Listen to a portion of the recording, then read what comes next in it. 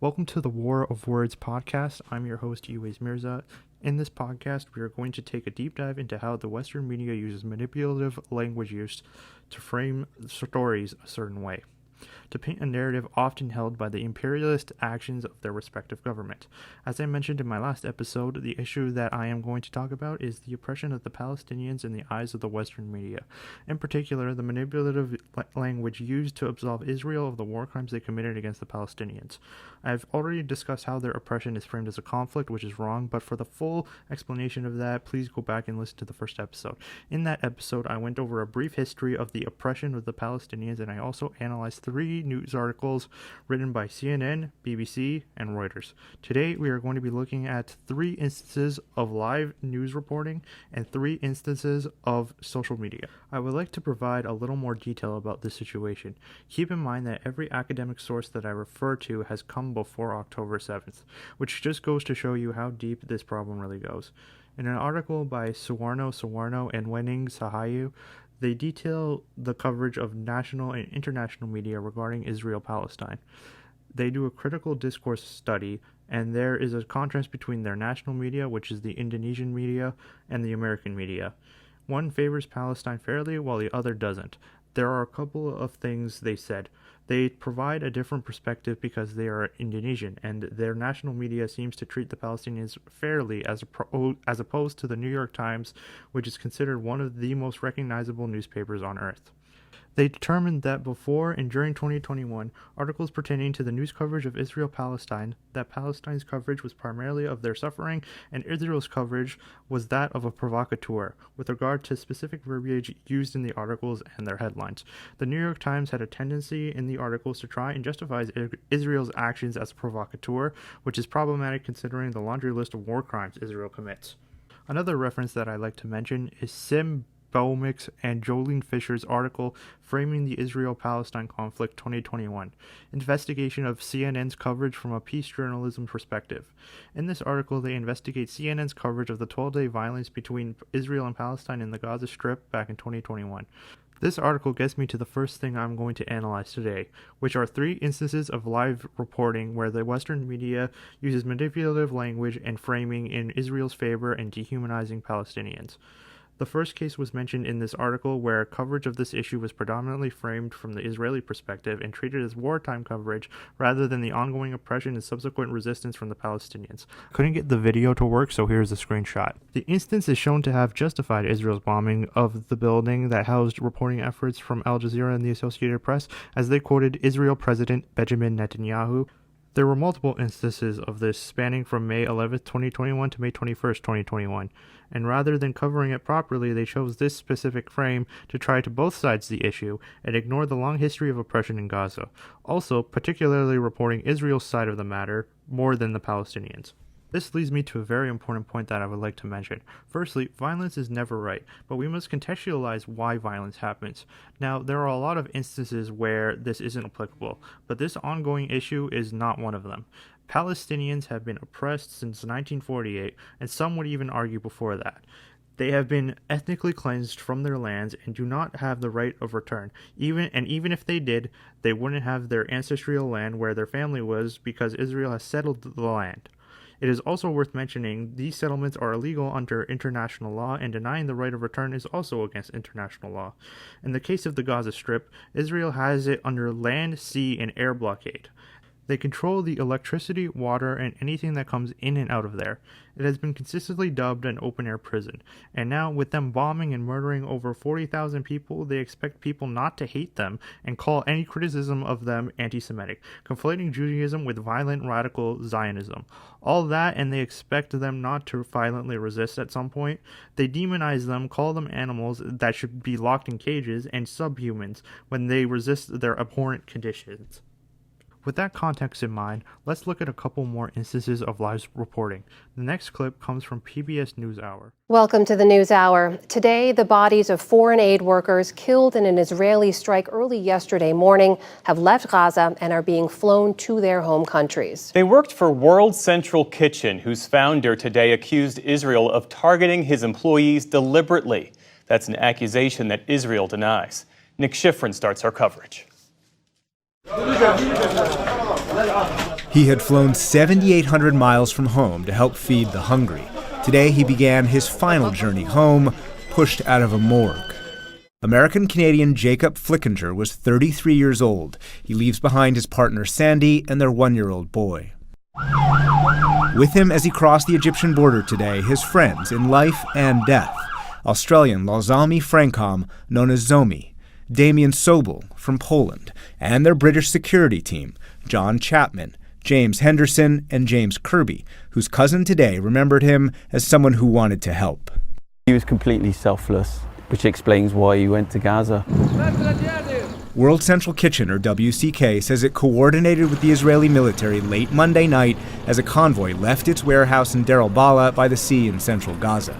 The group says Israeli munitions hit an initial vehicle. Workers then moved to another vehicle that was struck, and then a third vehicle that was struck as they traveled on or next to the coastal road that Israel designates for humanitarian aid. We were targeted deliberately, non-stop, until everybody was dead in this convoy.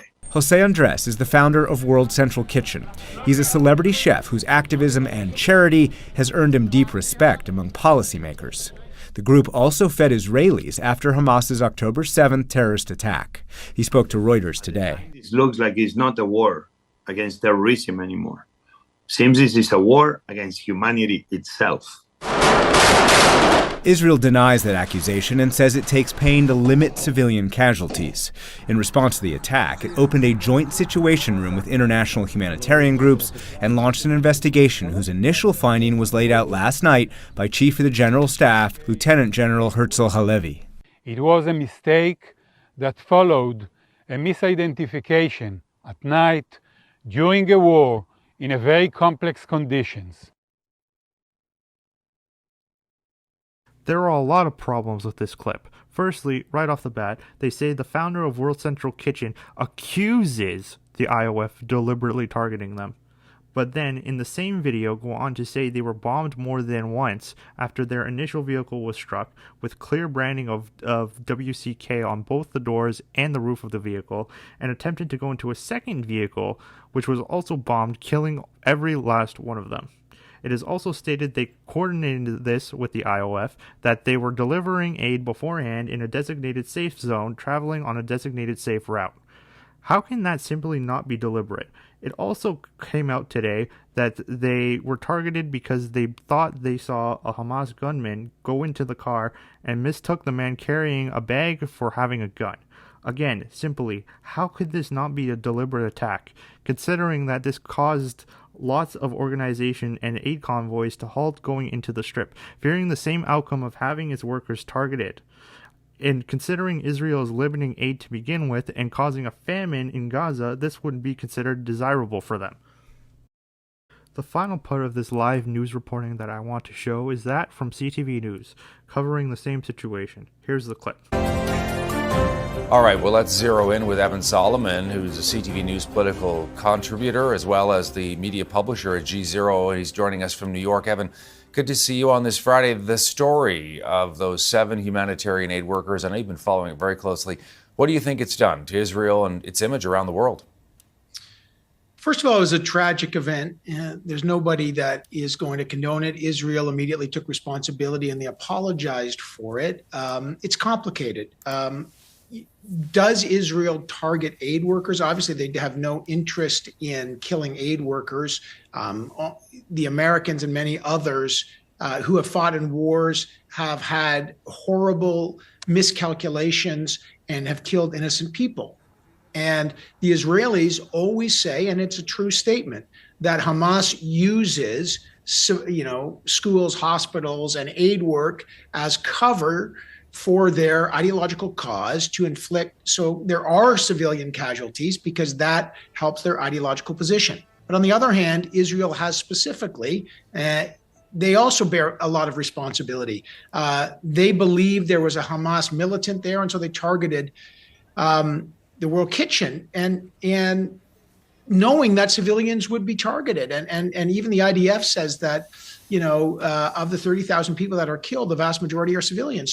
So Israel bears responsibility too. So this is a horrible situation gone wrong. Obviously, Israel has now suspended some members of its military as they've investigated. They're not trying to justify it. But now, why is it that they open up trying to downplay it as a mistake? They are trying to absolve Israel as much as they can. He also goes on to say Hamas uses human shields, which is one of the lines that is parroted over and over again everywhere, when there is a body of research suggesting otherwise. Also, there have been numerous instances of where IOF soldiers use Palestinians as human shields so that they can carry out acts of terror and oppression. Again, what does Hamas using human shields have to do with the situation? On top of that, he claims that Hamas bears some responsibility for all civilians killed in Gaza, as if Israel killing over 40,000 plus people is not entirely on them, and that it helps Hamas's ideological cause. The framing of this story is utterly ridiculous. He also mentions how situations like this have happened before, and boiling it down to, it happens. He is also very sneaky in saying that it doesn't justify what happens, but he said that at the end rather than the beginning, which also leads to this framing. While this is a more overt instance, there are subtle, covert things that frame this story to where Israel bears the least responsibility it can. Essentially, they downplay it to the point where it is a complete and utter accident, even though the tech they used to kill these workers was targeted missiles, which have to lock onto a target in order to be fired, also being operated by soldiers. There are tons of examples if you pay attention to the news, which has also led to the failure of mainstream Western media, which results in people seeking information elsewhere, like social media. Speaking of which, I am going to analyze social media posts that have this covert, manipulative language use. First, we have a statement on Twitter from the leader of the government in the Senate and the Minister of Foreign Affairs in Australia. She wrote in her tweet that the government of Australia condemns the strike of the foreign aid workers, but nowhere in any of the statements did it mention Israel, as if it wasn't committed by them or as to not make Israel mad for condemning them for killing one of their own citizens. These things are small, but they are incredibly ignorant of what's happening, not calling it for what it is, which was a deliberate targeting. Next, we have a post by ABC News Tonight with David Muir on TikTok. This was a strange but sad video because the headline read, "Over 100 people killed waiting for food aid in Gaza. Israel forces accused of shooting civilians." But the thing is, they aren't accused. They actually did shoot civilians and claim it was self-defense. And the video explicitly says that. So why say they are accused of shooting them when they, in fact, did shoot them and claim self-defense, as ridiculous of an excuse as that is? Because it creates doubt like it is a question that Israel is committing war crimes. No, they are simply accused of committing war crimes, hiding behind innocent until proven guilty. I find it very funny how, in the video, they admit to it too. Even though they were shooting a bunch of starving people, they claimed people were killed from stampeding over trying to get food, but they never denied shooting people. Finally, we have a tweet from the President of the United States, Joe Biden. Now, before I say anything, Joe Biden has been an outspoken advocate for Israel, and despite numerous calls for him to pressure Israel to stop committing war crimes, he refuses to hold them accountable. Now, this tweet seems to be innocent, except there is one problem. Itai Chen was not an innocent civilian. Itai Chen was an IOF soldier. An IOF soldier who was killed on October 7th during the violence fighting for Israel. Itai was an active member of an army that commits numerous atrocities on a daily basis. Joe Biden tweeting this is a deliberate attempt at trying to humanize Israel and gain sympathy when they are not the victims of oppression, and in fact are the ones oppressing people. It is also hypocritical to say no one should go through the loss Itai's family went through when literal bloodlines are being ended in Gaza right now. This is utterly despicable coming from the president that has the power to end this but doesn't. These are just a few examples of where and how the media uses manipulative language to frame Palestine and absolve Israel even when they are committing war crimes. I hope one day that we can look back and say we were on the right side of history when it comes to this situation. One day, I hope we won't be using this language and actually report things properly. I hope this was educational and makes you think about not just this situation, but others and how they are framed to paint a certain narrative. Thanks for listening, and as always, Free Palestine.